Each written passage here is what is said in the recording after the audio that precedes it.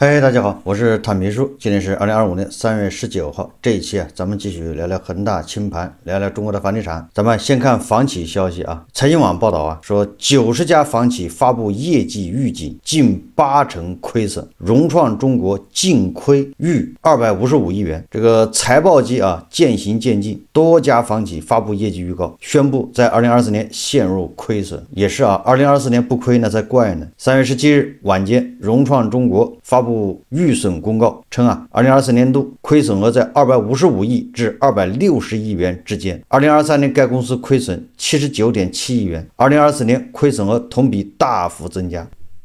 也就是说这个融创日子并没有好起来，对吧？这个比2023年比亏损还加剧了。不光是房企还有这个贝壳网。我看这个贝壳网3月18号公布它的财报2024年净利润为72亿，看人家不错但是同比下降26%，也就是做中介这个也受楼市低迷影响，净利润下降26%，日子也不好过这里面比较受大家关注的是万科。万科虽然有这个深圳国资出手相救，但是救的效果会怎么样，现在都要打个问号打铁还需自身硬，也就是你的房子能不能卖得掉，这是最重要。2025年1到2月，万科销售额212亿，也就是一个月100亿左右。一个月100亿的销售额，对这样的万科这样的庞然大物来说那简直就是杯水车薪完全的入不敷出。我们可以估算一下就粗略的算一下，万科一个月要花多少钱。首先万科的债务，2025年万科到期境内债务326亿，这个就相当于现在万科3个月的销售额。境内债务你现在可以借新还旧，但是你的利息总要付吧。按照万科3季度的财报万科有息负债3276亿，就是按照3%的利息来算，万科每个月利息支出8亿。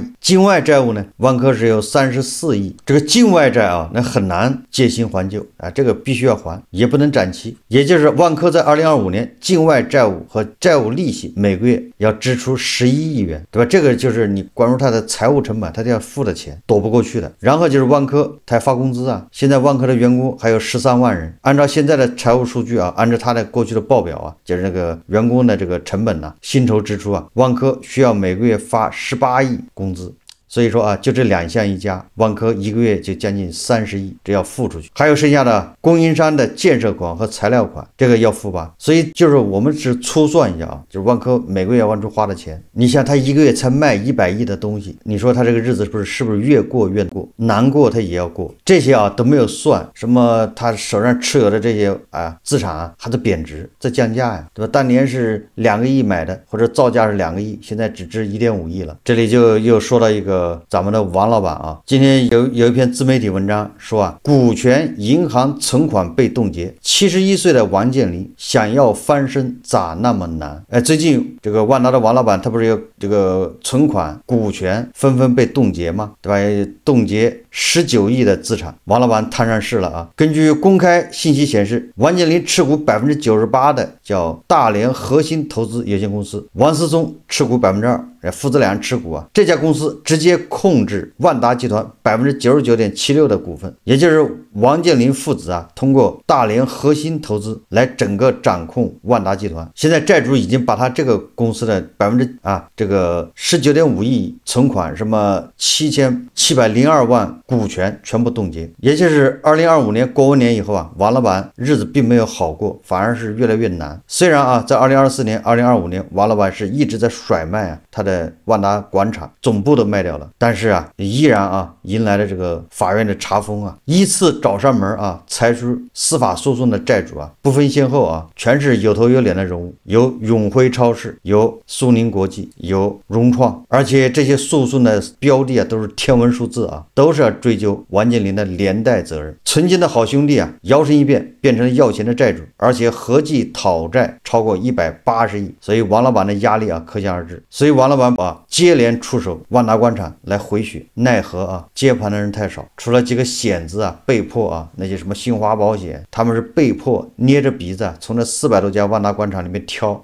合适的，实际上就来顶账了。剩下的给他们也不要，因为那是个大窟窿每一个万达广场都是一个窟窿。这个大家去万达广场逛一逛就知道了。本身实体就很难，对吧？再加上现在经济这个形势，像这种万达广场，对吧？它的空置率都上升，商铺根本就租不出出去，运营成本还高，谁接手谁倒霉，谁赔钱。恒大暴雷以前啊，这些万达广场一个一个的都值钱，哎，那个时候如果要出手很容易，但是现在出手啊，那只能是砸在手上。刚才说到这些商场对吧，万达广场都是一些综合体啊，都是一些地标性建筑，都是城市综合体啊，他们受这个经济影响，尤其受消费影响，那是非常直接直观。说到消费啊，我们看一看这个经济学家洪浩吧，他理解的啊，咱们经济衰退是什么原因？大家看视频啊。就想起来我们的中医的固本培元啊，那可能也是从我们这抄过去的。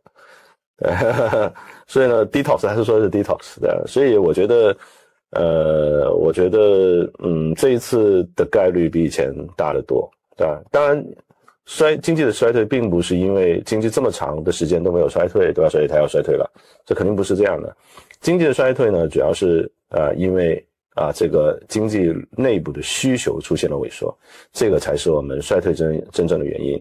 当需求出现萎缩的时候，出现供大于求的现象，供大于求的现象导致这个通胀压力消失，甚至变成通缩。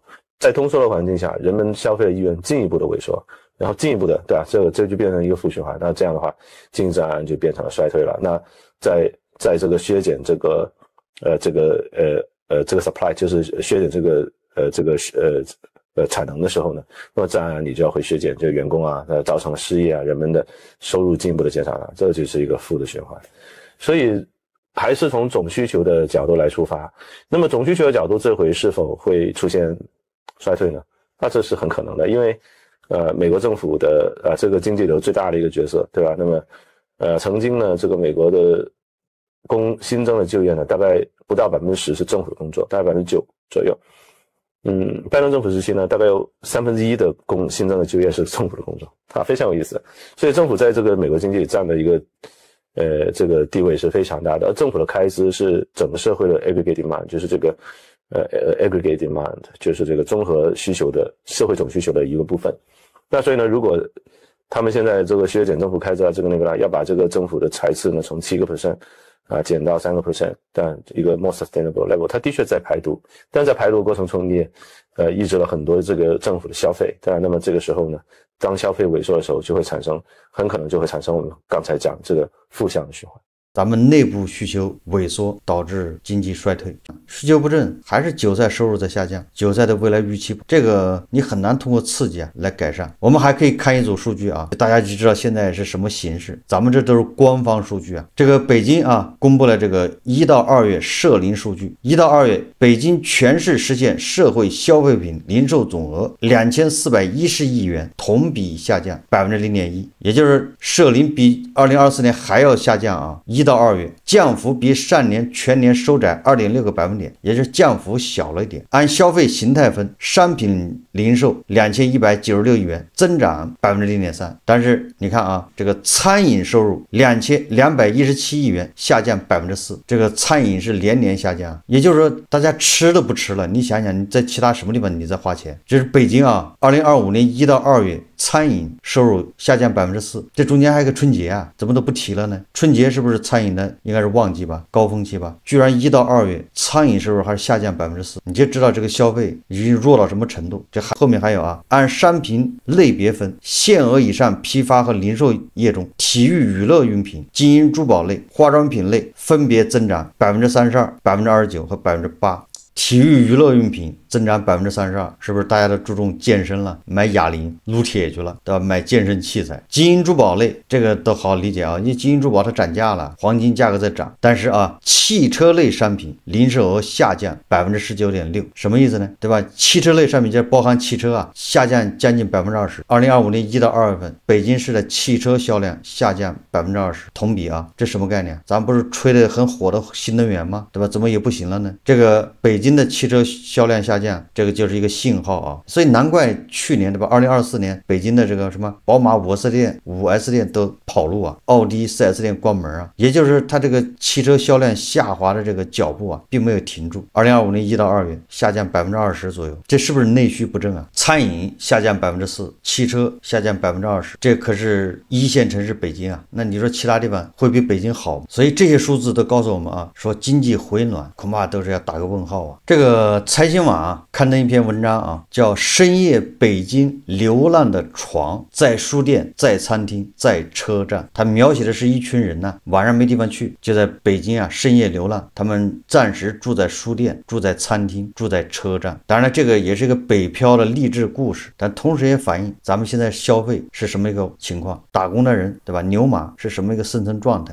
就知道我们对吧，现在楼市是稳住了还是在涨，还是要即将再一次下跌，大家各有判断啊。这个财经网说深夜的北京城褪尽繁华，只剩下归途的宁静与过客的孤寂，而有这样一群人在夜色中寻找着临时的栖身之所。他们或是北漂一族，或是外地游客，或是奋斗的学子。这些深夜露宿者各有各的缘由与故事。先是书店24小时书店，知识与温暖的庇护所。说北京城市图书馆24小时书店是许多人的避风港，这里没有喧嚣，只有书页翻动的声音和偶尔响起的键盘敲击声。说小陆24岁，河北邯郸人，是一名大学生。为了减轻家庭负担，他利用假期在北京一家复印店打工，一个月挣了7000元钱。然而在复印店暂停营业，学校却还没有开学的这段时间，他陷入了短暂的无处可去的状态，于是选择在24小时书店做过渡。住酒店太贵，去朋友宿舍借宿又怕打扰别人，这里挺好的。他说白天小陆会在附近山城简单解决吃饭问题，然后回到图书馆复习，累了就趴在桌上眯一会儿。他行李不多，一个双肩包里装着换洗衣物和电脑。深夜了，他就在24小时书店找个安静的角落坐下休息。虽然生活单调，但他对未来充满期待。等毕业了，我要在北京闯出一片天地。17岁的高天意家住北京通州，他是一名高2学生。当寒假临近尾声，他的作业还有一半没有完成时，为了提高效率，他和朋友在网上找到了这家24小时书店，主要看中了这里的学习氛围。这已经是他第2次来这里，第一次因误入不开放大厅无功而返。52岁的黄明老家在内蒙古，他是一名在北京从事医疗器械技术支持的工程师，月入10000元。这是他第3次来到24小时书店住宿。2月14日下午5点，他背着一个10寸大小的腰包，拎着一个装满热水的500毫升保温杯，坐公交来到书店。这里氛围很好，安静也有学习的感觉，正好可以放松一下。黄明笑着说年前他曾2次因会议时间问题住在这里，因为从大兴区青云店的出租房，那个出租房的租金是1000块钱一个月说出发太赶，容易错过会议时间，所以他选择提前1天到书店休息。夜晚他时而翻阅技术资料，时而刷手机，累了就靠着椅子小憩，灯光映在他的脸上，略显疲惫。第2天一早，他收拾好简单的行李，踏上公交车，准备迎接新一天的工作。你看这24小时书店就成了这个无处可去的这个大学生、北漂，还有这个在北京上班因为太远，变成一个他们蹭住的地方。那么还有一个场所就是火车站，说归途与启程的交汇点。北京西站北广场下城广场里，旅客们或坐或卧，做短暂休息，或者等到列车的到来。对许多人来说，这里既是终点也是起点。60岁的郝阿姨坐在下城广场的长椅上，拿着手机专注地看着短视频。夜幕降临，她将随身携带的薄毯铺在地上，当做临时的床。从外地来看女儿的她，没想到女儿不在家，人生地不熟的郝阿姨决定先在这里打地铺休息一晚。说下城广场的暖气让夜色不再寒冷，郝阿姨感叹这里比老家冬天暖和多了。她的行李简单，一个双肩包，一包家乡特产，一瓶矿泉水。视频里的笑声偶尔传出来，给寂静的广场增添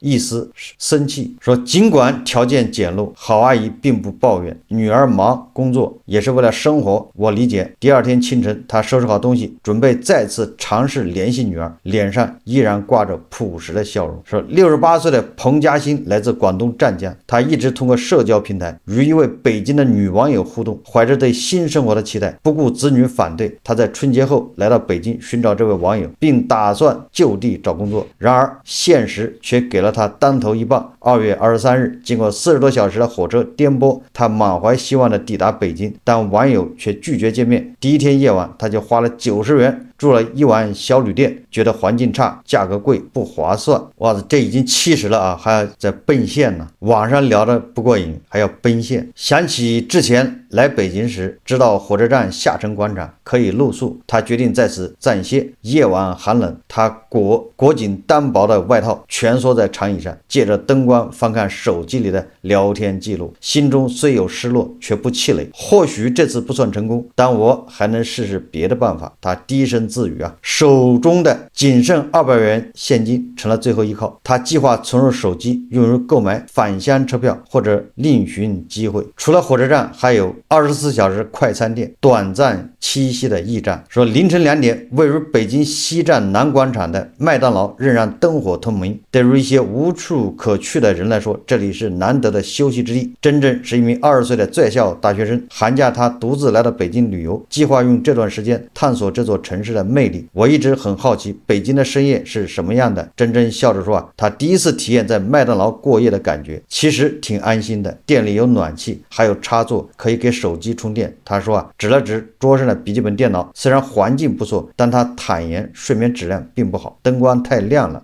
而且时不时有人进出，总是睡不踏实。第二天早上，当妈妈再次发来微信询问他状况时，真正回复啊，挺好的，就是睡得不太好，但至少没有花住宿的钱。他收拾好自己的黑色小双肩包和装饮品的手提袋，准备继续他的北京之旅。30岁的张强是一名北漂青年，坐在麦当劳角落里，手里端着一杯已经凉透的咖啡，眼神中透着迷茫与无奈。他的帆布包里塞满了简历，数据上的标记显示这是他第13次的修改版本。深夜，这家24小时营业的麦当劳成了他的避风港。环境虽然简陋，却至少能让我静下心来思考。他说这就是一个找工作找不到的，没地方住在麦当劳。说灯光映照下，张强的黑眼圈格外明显。白天奔波入各大招聘会和面试现场，夜晚独自面对未知的前路。墙上的时钟指向凌晨2点，他合上笔记本，将最后一口咖啡倒进垃圾桶，仿佛为自己的一天画上句号。尽管前路未明，但他仍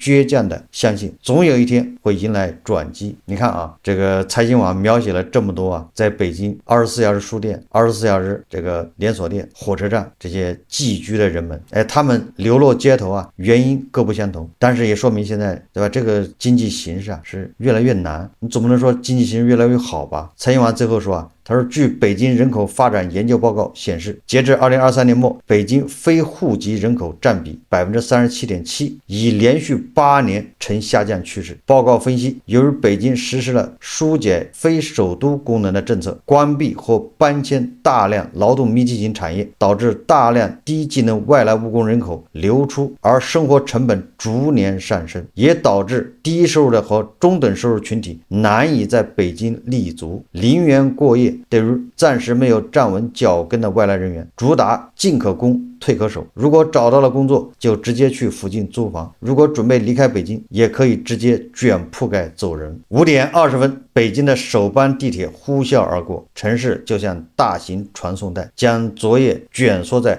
各个角落的人们送往工地、教室、写字楼，在折叠床与星巴克之间夹缝中，在候车室、长椅与 CBD 旋转门的过渡带里，笔记仍在更新，求职者换上领带，打工者攥紧车票，这些都是北京默许的深层智慧。所有为明天咬牙的深夜，都会在晨光到来时变成简历上一行经历，合同上一个签名，或是老家新房的一片瓦。总之啊，反映是在北京找工作不容易，然后呢，你找不到工作，你住宿那就更麻烦。这个财经网的这个报道啊，给那些鼓吹经济回暖，或者是房价已经止跌回稳啊，甚至房价已经开始上涨，相当于加了一个注脚一个杂音呐，显得一些不和谐。好，这期节目啊，我们就聊到这里，感谢大家收看。如果喜欢我的节目，欢迎订阅转发，也可以在下方留言评论，谢谢大家。